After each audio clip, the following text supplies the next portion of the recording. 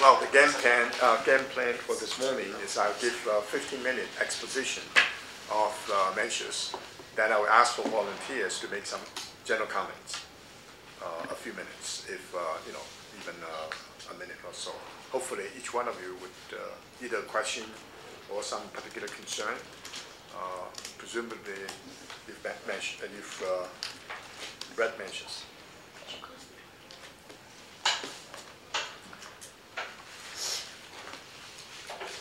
We last time we explored Mencius, but since I failed to complete the great learning and centrality or commonality or doctrine of the mean, so I spent a little bit of time there. So we didn't do justice to Mencius. Toward the end, I mentioned that if you look at the book as a whole, this is my interpretation, so it's subject to criticism. The book could be conceived as a defense of a group of people, let's say Confucians. What is the significance of this group in society? And when I say this group, if I use the modern term, we can say a group of, say, public intellectuals. They are scholars, they are literati, they are very much involved in the classics, but primarily they are politically concerned. It's not possible to imagine a Confucian who is not politically concerned. And very much socially engaged, especially in the area of moral education, and culturally very sensitive and informed. So these are the people who wanted to create culture as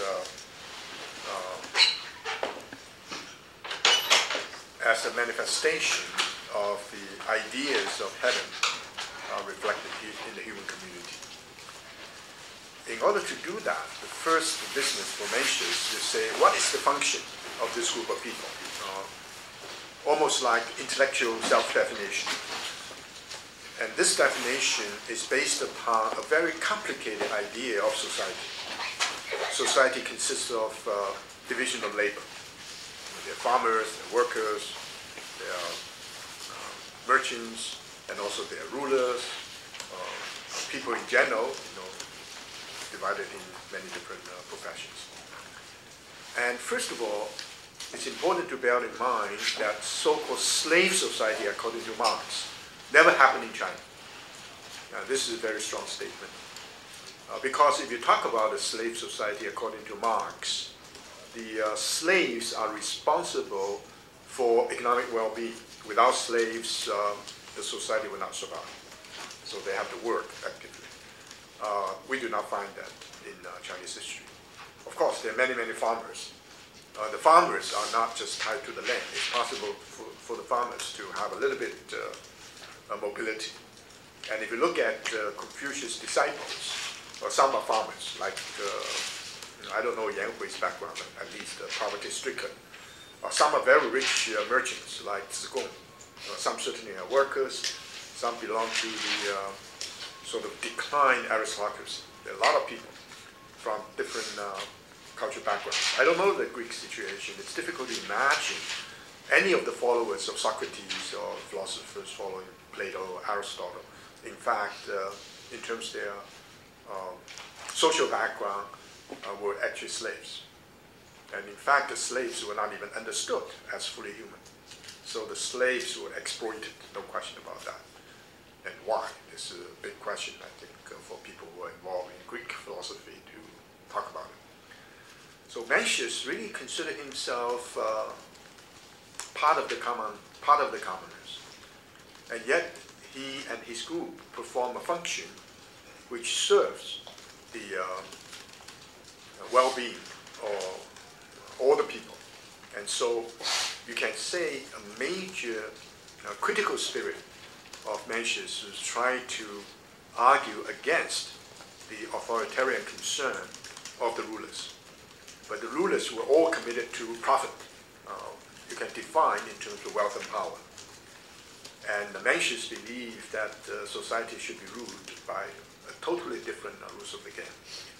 So first of all, the Mencian idea of politics based upon the theory of the rectification of names. You know, the father should act like a father, the ruler should look like a ruler. So the ministers will be able to act like ministers, or children will be able to act like children. With this conception of rectification of names, he, following Confucius, immediately denied the rules of the game of politics as legitimate. Now, politics, from the Mencian point of view, is rectification, so it's deeply rooted in moral consciousness. This is something very difficult for us to understand today, because we want to make a clear distinction between politics as the public sphere and your private morality or your belief. You know, religion and morality are not part of politics, but increasingly we're aware politicians will have to deal with moral issues. Otherwise, they have to apologize, often in public. And the apologize became more and more frequent. Now even public figures like people in the sports also begin to apologize, which is a very, very unusual in the West. Only in America. Difficult to imagine it in France, in Germany, or in England. And because America is deeply rooted in certain kind of religious consciousness. If you compare Western society, America is the only country now that religion is still very important, Christianity, especially Protestant Christianity. That's certainly not true with Italy. You know, Italy is where Vatican is. Italians are not, they're non-religious or irreligious. That's true with England, with Germany, with France. So America is quite distinct. And according to one account, 40 to 50% of Americans still go to church. Now, I remember there was a debate on the Harvard faculty about the relevance of religion as a subject of study in arts and sciences, rather than simply in the divinity school. I tried to present the argument, and one eminent philosopher, he said, I'm a believing Jew, I'm an Orthodox Jew, I'm deeply committed with Judaism. But that's my private matter. That's the matter of the heart. If you're involved in academic work, you don't touch religion. The term he used, it's not doable. How can you study religion? It's so personal. But anyway, from the Confucian point of view, morality, which is very personal, ought to be an integral part of politics. In fact, politics is defined in terms of moral flourish. So ideally, which is almost impossible for us to imagine today, is politics should provide an environment, secure, if not prosperous, as at least economically viable for everyone, so every human being will have a chance to realize themselves. This is the meaning of politics, no more. And that's the reason you encounter Mencius, you have this, on the surface, highly idealized notion of the benevolent government. The benevolent government is based on the assumption that those people who are more powerful, more influential, have more access to resources, ideas, ought to feel more obligated for the well-being of the people. So responsibility, even decency, civility are absolutely critical for politicians. This is clearly differentiated from the modern sense of politics, because modern sense of politics is that personal morality is not necessarily relevant. The importance is to formulate good policies, to develop good institutions, to follow the procedural legal constraint. Your private matter, we don't care. You know, your religion and sometimes your private morality, unless that particular kind of involvement in the private affairs affected your behavior as a public figure. So this idea of separation between morality and religion on the one hand and politics on the other is totally alien to the Confucian, especially the Mencian point of view. So Mencius, very sophisticated understanding of society, of course.